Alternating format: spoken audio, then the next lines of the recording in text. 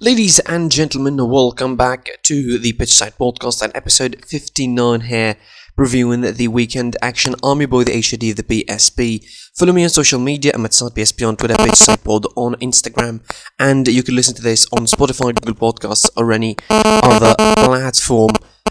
Also like, share, comment on this video, of course, and most importantly, subscribe to the channel and enable notifications to receive all the updates from the content of the channel. Let's start with some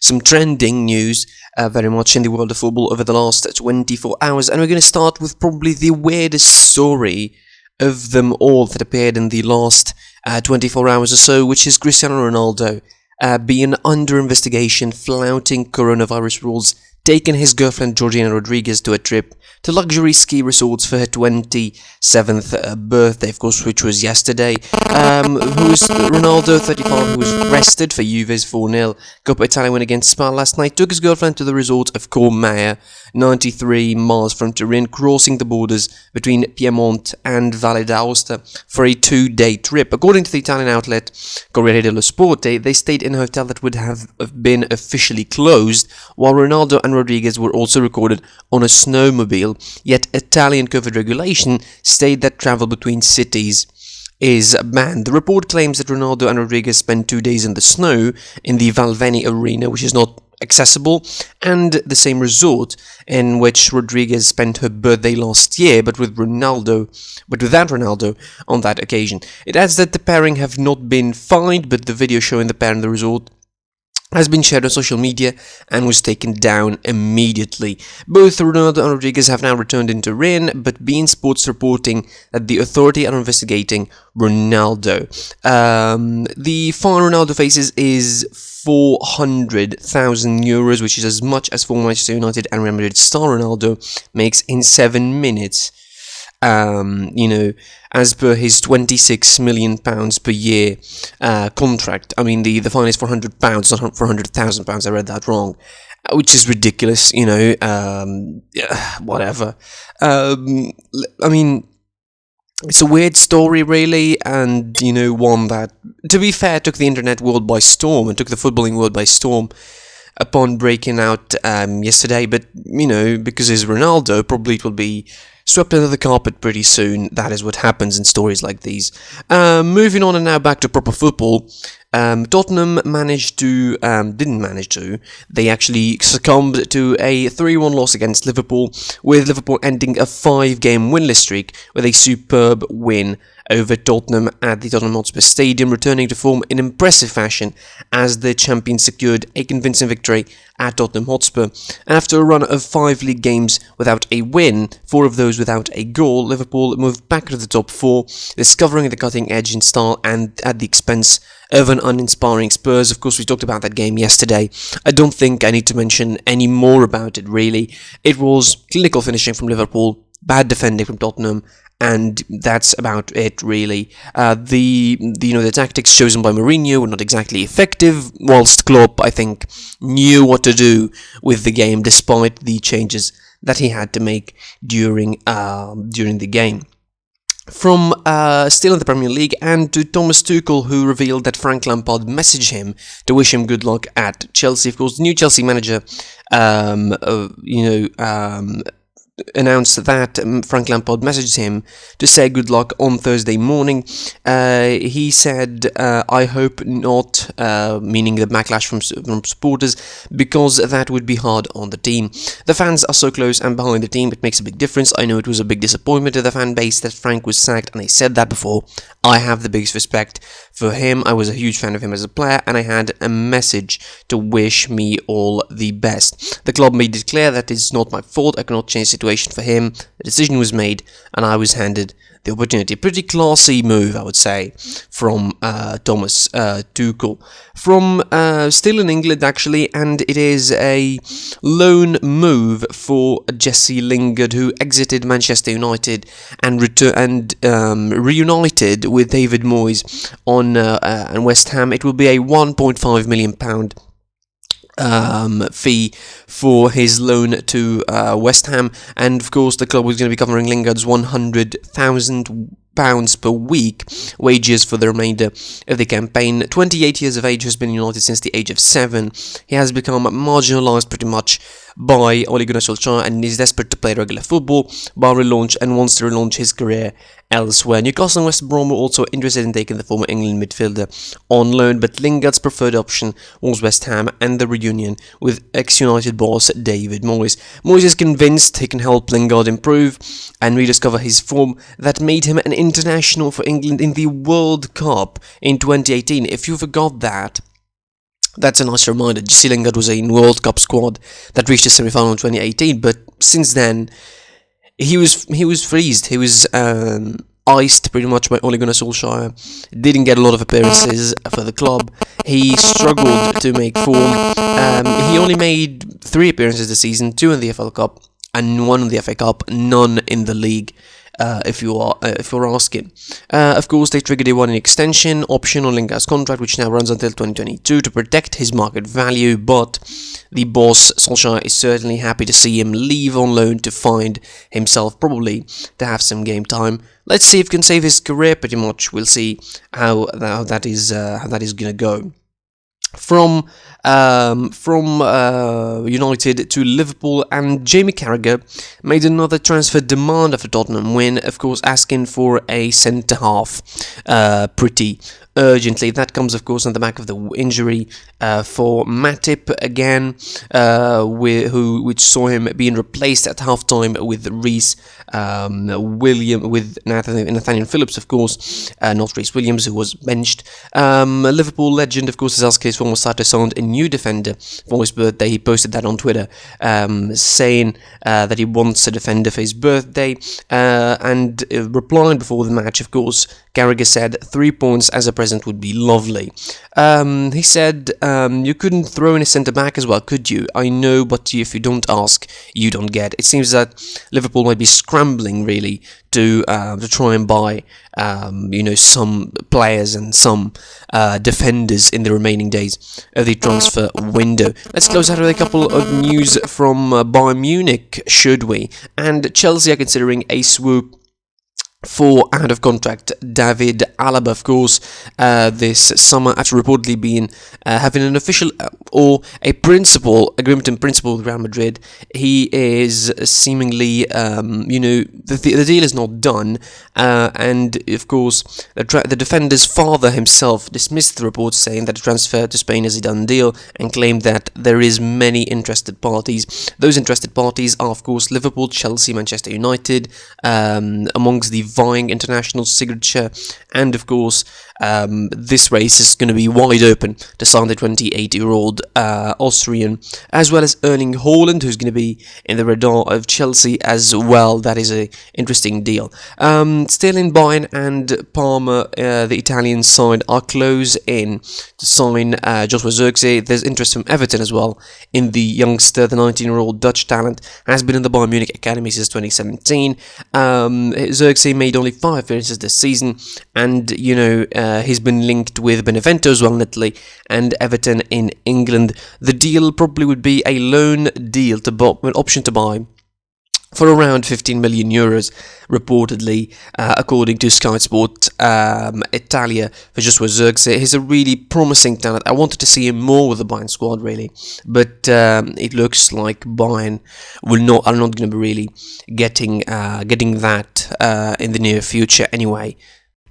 It's Friday, so you know what that means, really. Enough for the news now, and on to the weekend preview, of course, for the biggest action in the European football on the weekend. Let's start from England. It is the 21st round of the Premier League, starting on between Saturday and Sunday. Everton kicks off things by facing Newcastle United at the Goodison Park. West Brom hosts Fulham at the Hawthorns as well on Saturday as well. Man City hosts Sheffield United. Crystal Palace hosts Wolves, and of course the big game, Arsenal versus Manchester United. We're going to be back to that in a bit. Southampton versus Aston Villa, Chelsea versus Burnley on Sunday, kicks off Sunday, Chelsea versus Burnley. Leicester City faces Leeds United, interesting one to watch. West Ham hosts Liverpool in a very interesting one to watch as well, and Brighton facing Tottenham.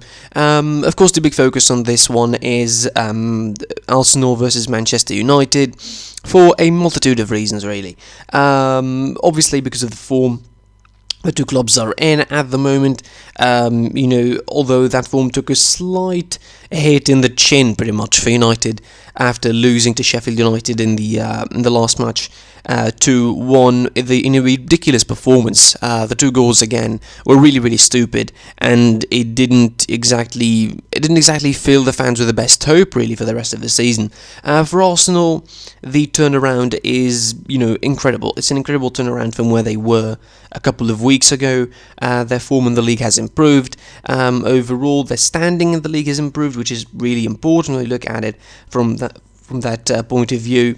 Ninth at the table with 30 points from 20 games. They're right behind Chelsea, the club that spent £200 million on players, so that is quite the turnaround. For Man United, they will try and, of course, the aim here is to win the 3 points and to keep the pressure on Manchester City, who have a game in hand which could give them the opportunity to go 4 points and give them a big gap, really, at the top of the table, which is something that Man United, Leicester City and Liverpool as well behind them will not really appreciate. So Man United, of course, are going to be entering this game with pretty much a full squad aside from Lindelof, and Rashford. Questions over their fitness, depends on what is going to happen, really. Aubameyang is still going to be missing. Denis Ceballos and Pablo Mari are going to be the missing pieces for Arsenal for this game. Now, the first one, of course, the first game that happened this season between those was the game that Arsenal won, 1-0 at Old Trafford, and it was at a time where I may say United were, wobbly, and of course it was a bad start of the season for United. Things look different now, but in the immediate aftermath of the Sheffield United game for United, it doesn't look good, doesn't it? Ole Gunnar Solskjaer managed the game really wrong. The defending again was really stupid, which against a side like Arsenal, and as much as Arsenal were bad this season, for all of their bad form, Arsenal haven't been exactly hitting the best form in the world, really, in any way, shape, or form, but who are we kidding? The speed that they have now, and the directness that they have in their attack now, with the likes of Saka and Emil Smith-Rowe, they're probably going to cause a lot of problems for United, who at certain points seem static and seem immobile and unable to do anything on the ball, which is something you don't want to see against a side like Arsenal, who, with the fact that they lacked Aubameyang, seemed only to make them somehow better. Moving a little bit more direct, not having someone that would, be the man who should pass to in the club, because Aubameyang was that man, was, the kind of figure, just like, with the comparison, of course, not making sense pretty much, but he was like Messi in Barcelona. He was the guy that everyone wants to pass to. That is what Aubameyang was in Arsenal.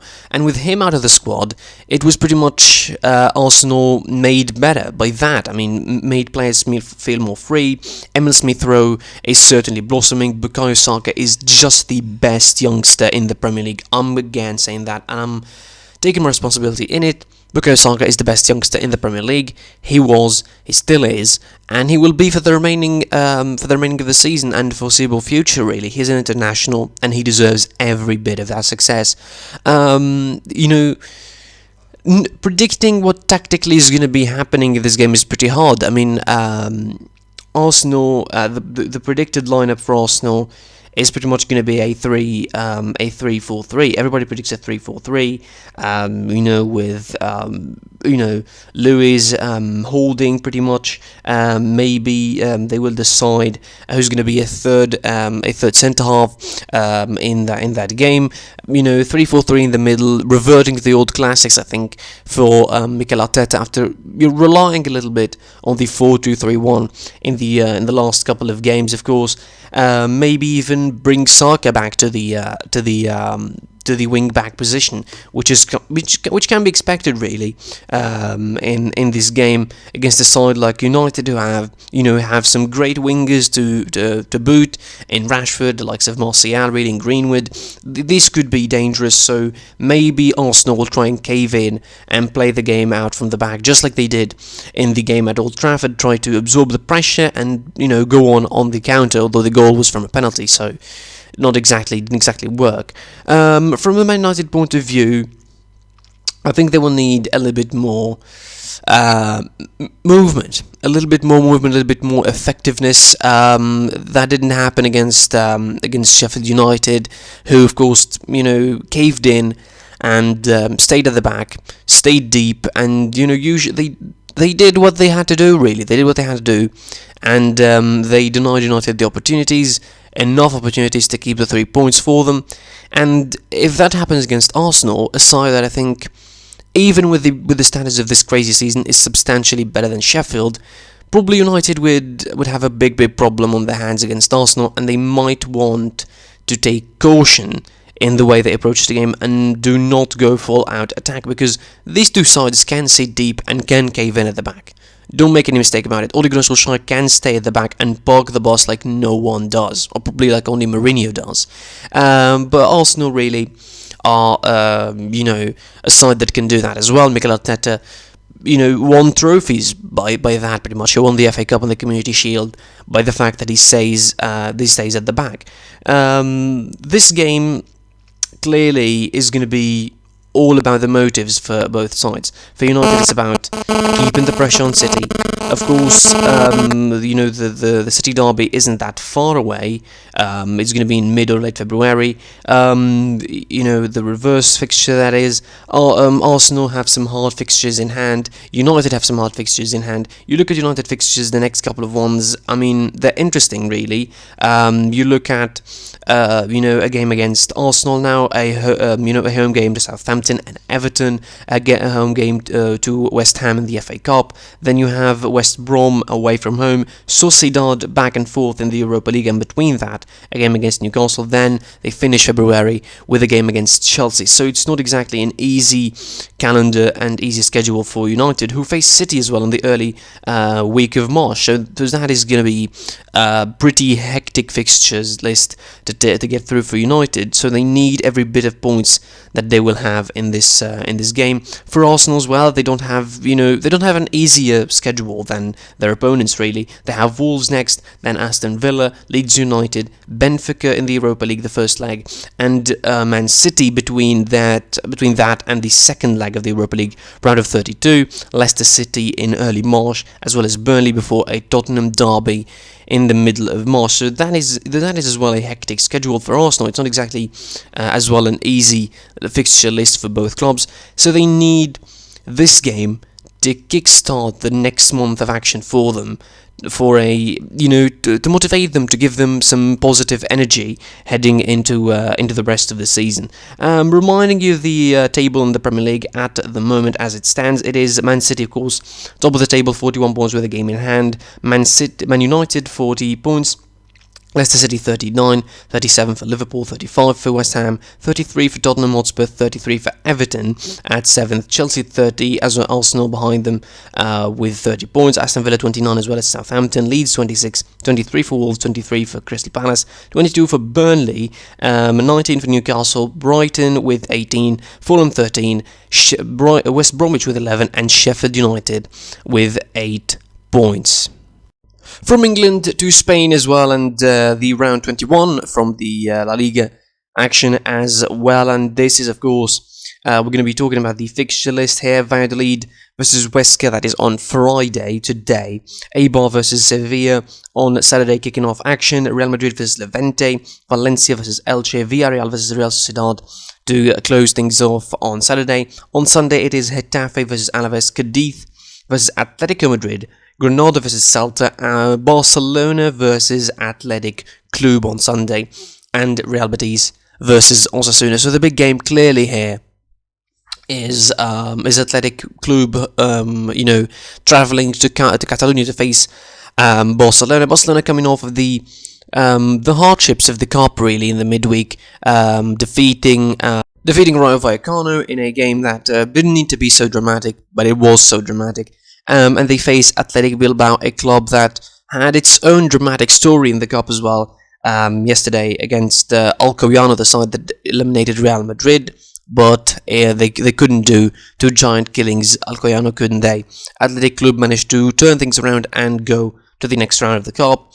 It's a game that, I think will have some PTSD included into it, really, some post-traumatic stress disorder for Barcelona. From the Super Cup game. Koeman probably should approach this one pretty wisely, I would say, easily. He should get the win. The players, some players starting to get the form that they want to get this season. Frankie de Jong is probably the biggest name that could pop onto this list. Athletic Bilbao, a side that we know can play really dogged and play really, really tight. We saw that in the Super Cup against both Real Madrid and Barcelona. They closed down really well. They close the spaces very, very well. And they do, a lot of hard work to keep those spaces closed, pretty much. For Barcelona, it's all about winning. They don't need to be wasting points at this crucial time of the season, particularly that Atletico Madrid seemingly is escaping with the league. Let's talk about this as facts. Seemingly escaping with the league. They have a game against Cadiz away that I don't think is going to be any problem for them. Atletico just, smashed Cadiz 4-0 in the reverse fixture, so they don't think they will have a problem facing that as well. Real Madrid faces Levante, which is a game that more or less available and up for the taken for Real Madrid, so it's not exactly a worrisome kind of thing. But Barcelona need to worry about because Sevilla are behind them. They face Eibar on Saturday, and they could go above them on the table. And Barcelona do not want that happening at the moment. They do not want people going above them in the table when they need wins to keep the top 4 spots alive, because that seems to be the ceiling this season. Nobody expected them to win the league. I certainly didn't, and it seems that Atletico Madrid are running away with it, as Barcelona probably will struggle and fight to keep those places going. For the rest of the fixture, of course, as I mentioned, Atletico facing Cadiz, though no problem with that. Probably they're going to be potentially 10 points if Real Madrid make a slip against Levante, if that happens, but I don't think it will. And, Laliga doesn't... Laliga, to be fair, gets boring by each week. Gets more boring by each week, because it seems that there is an inevitability about the fact that La Liga is going to be won by Atletico Madrid, and by a good margin of points as well. Not just that, they still have 2 games in hand, so you don't know exactly how things are going to be panning out. Atletico Madrid still have 2 games in hand. They're not easy. They still face, I think, is going to be Elche and the game against Athletic Club, which is pretty interesting. But eventually, it doesn't look like that is going to be hindering their momentum and stopping them from winning the title. That is probably what's going to happen. Even if they lose one of those games, I don't think they will stop from winning the league at the moment. They're just too good for the other clubs. I mean, you look at their record: 15 wins, 2 draws, 1 single loss that again was truly a blip on the radar. 36 goals scored and 8 goals conceded. The strongest defense in La Liga, which by quite the margin as well. The second strongest is Real Madrid, and Sevilla with 16 goals. So that's quite the difference there between them. So again, there is that inevitability in La Liga that Atletico Madrid are going to be winning, and Real Madrid and Barcelona are just going to be content with Champions League spots for the next season, which is, might be something that they would be happy with this season, considering their form, their inconsistency. Stick to the Champions League spots and just go about your business as usual. The table of Laliga, of course, before that fixture: 47 points for Atletico, as we mentioned. Real Madrid 40, Barcelona 37, Sevilla 36, 34 for Villarreal, 31 for Real Sociedad, 28 for Granada, 27 for Betis, 24 for Athletic Club, 24 for Celta Vigo and Cadiz as well, Levante 23 as well as Getafe, Valencia 20 with Eibar and Valladolid, 19 points for Osasuna, Alaves with 18 points at 18th, 17 for Elche, and Huesca bottom of the table with 13 points. To Germany, and round 19 of the Bundesliga kicks off on Friday. Stuttgart faces Mainz. On Saturday, we have 6 games to look forward to. Bremen versus Schalke, Union Berlin facing Borussia Mönchengladbach. That is going to be an interesting one. Frankfurt faces Hertha Berlin. Borussia Dortmund, a pretty wounded Borussia Dortmund side, faces Augsburg. Bayern Munich in a revenge, quote unquote, for the listeners here, against Hoffenheim also on Saturday, and Leipzig host Bayer Leverkusen. And as much as I want to talk about Bayern Munich versus Hoffenheim, I don't think that is the biggest game of the weekend. First of all, let's finish with the calendar. Cologne versus Arminia Bielefeld, that's on Sunday, and Wolfsburg face Freiburg, that's on Sunday as well. Again, as I mentioned, the biggest game might look Bayern versus Hoffenheim, but it is not. It is Leipzig versus Bayer Leverkusen, and for an obvious reason. To be fair, if Bayern win their game against Hoffenheim, whatever the result is going to be for Leipzig versus Leverkusen, it will not mean a thing. Because if Bayern win against Hoffenheim, that will be already 10 points between them and Leipzig, leading into the match between them and Leverkusen. It will be, whatever the result is going to be happening, it won't help anyone in terms of title contention. So probably Leipzig would probably be the better for it, trying to strengthen their second position on the table, give them some sort of gap between them and Leverkusen, some kind of, 6 points behind them, leave them with 6 points behind, and they will be 7 points behind Bayern. So it will be like the Serie A for the last 4 or 5 years, where Juventus, win the title by a comfortable margin, and then Napoli are second by a comfortable margin as well. So it's a worse gap than just, one team is running away with the title and the others are just behind. And there's a difference between that and what could happen and what we could have on Saturday, which could be Leipzig winning and having a big gap of the rest of the season, while the rest of the teams, of course, while they have a big gap to try and catch up with behind Bayern at the top of the table, which is not good. I was very excited that we have a race on the hands. I thought we have a proper title race this season, particularly after the draw between Bayern and Leipzig at Allianz Arena. I thought, yeah, we would have a race, would have a proper title competition, finally, something that I could really hang my hat to. But it was not. It turns out to be the inconsistency. Again, it's about time, I think, in this season where the other clubs start to hurtling around and falling around on their backs. Pretty much. And also by that token, Leverkusen are almost guaranteed to lose their spot in the table if they lose. It's almost a guaranteed thing. By the end of the fixture, that is, because Wolfsburg play on Sunday. They're the only team in the top 4 that plays on Sunday. The others play before them. Gladbach play before them against Union Berlin, which is again a very, very interesting game to watch. If you're neutral. Frankfurt are there as well. They could overtake them. Leverkusen could find themselves 7th or 6th at the very best by the end of the fixture, which shows you 2 things really. It shows you how far of a gap there is between the Bundesliga clubs and Bayern Munich at the moment, and also shows you how tight the competition is for the Champions League and Europa League spots, because that competition extends from Leipzig all the way to Freiburg at 9th. They could end up being in Champions League spots at the end of the season. So Leipzig versus Leverkusen is a game that probably is going to be defining what is going to be happening in the season.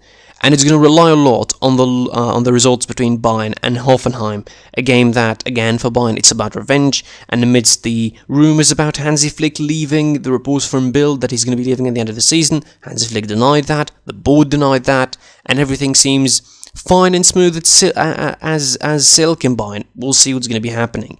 There was no transfers in January, which is fine by Bayern standards. The David Alaba story is still going. Joshua Zirkzee, as we mentioned earlier, is leaving to Parma, potentially and imminently.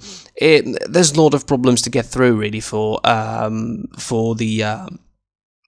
Munich this season. Hopefully, Bayern would... I want them to win the league, but I didn't want them to win the league with this kind of margin. It hurts me even as a Bundesliga fan, not just a Bayern fan. I'm a Bundesliga fan in general. And I find it really hard to fathom that after all the seasons where Bayern just dominated, ran away with the league, we're going to be having another season where Bayern run away with the league instead of having a proper title competition between more than just two clubs. We thought that we had a three-horse title race this season. We didn't. It turns out Bayern, as usual, running away with it, and the other clubs are going to be playing catch-up, that is. Reminding, of course, of the table before we go. Bayern 42 points, Leipzig 35, 32 for Leverkusen, 32 for Wolfsburg, 31 for Gladbach, 30 for Frankfurt, 29 for Dortmund, 28 for Union Berlin, 27 for Freiburg, 22 for Stuttgart, Hoffenheim and Augsburg, 21 for Bremen, 14 placed Hertha Berlin with 70 points, as well as Arminia Bielefeld, Cologne with 15 at 16 place, and Mainz 10 points in front of Schalke, bottom of the table, with 7 points. And quickly finishing from the Serie A and round 20 of action. In Italy, it starts on Friday with Torino hosting Fiorentina. Bologna kicks off the action on Saturday against Milan. Sampdoria play against Juventus as well, and Inter play Benevento. Those three games are on Saturday. And despite the fact that these are not big games necessarily, but each game of them involves a top table side. And Milan, of course, after the disappointment of the Cup, the events of that match that we talked about in separate episodes and separate videos, I think, they would need a rebound. They would need a good sort of moral victory, and I think it doesn't come easier than Bologna, really. 13 on the table, pretty languishing, bad form for them as of late. It doesn't look that Milan will have a better chance than that, although they would be missing, of course, some players. They'll be still missing, probably the likes of Benacer and Çalhanoğlu for that game. If they don't have those players, probably it will be a hard one to look out forward. You don't know about the fitness of the players, how they're going to be for that game. And again, after that disappointment of the Cup, you don't necessarily look at it as an easy game now. Probably Milan, maybe they will run out of steam in the last hurdles of the season. For Inter, they will be keeping the momentum going for them against a side like Benevento that they smashed 5-2 in the first game. If I remember correctly, yes, they did. It was 5-2 in the first game against them in the season, so probably it will be maybe more of the same at home as well. For Juventus, defeating Spal in the Cup 4-0. They come against Sampdoria, a side that they defeated as well in the reverse fixture 3-0. In fact, they started the season against them by demolishing them 3-0, which was a good start at the time. And now, they would be looking to just, always keep the pressure piling on Inter Milan. They would be hoping for a slip, because that game is going to be after the Milan game. They would be hoping for a slip that would give them even more momentum to play for the 3 points. On Sunday, Spezia hosts Udinese, Cagliari hosts Sassuolo, Atalanta hosting Lazio just after facing each other in the Cup, with Atalanta being the winner. They face each other again, and at Bergamo as well for the league game this week. If Atalanta win, they could potentially, depending on the results of the other clubs, they could potentially go third behind Milan and Inter, and certainly a slip, a draw, something would be really, really good for them to help them go up. A bottom of the table match between Crotone and Genoa. Napoli are going to be facing Parma, and Roma hosting Verona to close out the fixture on Saturday. Reminder of the table quickly, it is Milan 43 points at the top, 41 for Inter, 37 for Roma, 36 for Atalanta and Juve, 34 for Napoli. Of course, for Juve and Napoli, they have a game in hand. Lazio face Lazio with 34 points as well, Verona with 30, as well as Sassuolo, Sampdoria 26, Benevento 22, 21 for Fiorentina, 20 for Bologna, 18 for Udinese, Spezia and Genoa, 14 for Torino and Cagliari, Parma 19th place with 13 points, and Crotone bottom of the table with 12 points. That's it for me, that's it for this episode. I was your boy, the HOD of the PSP. Always like, share, comment on this video, subscribe to the channel, most importantly enable notifications to receive all the updates from the channel. Follow us on social media. I'm at SidePSP on Twitter, Pitch SidePod on Instagram, and you can listen to the podcast on Spotify, Google Podcasts, or any other platform. Until the next time, I was your boy, the HOD of the PSP, and I'll be seeing you soon. Goodbye.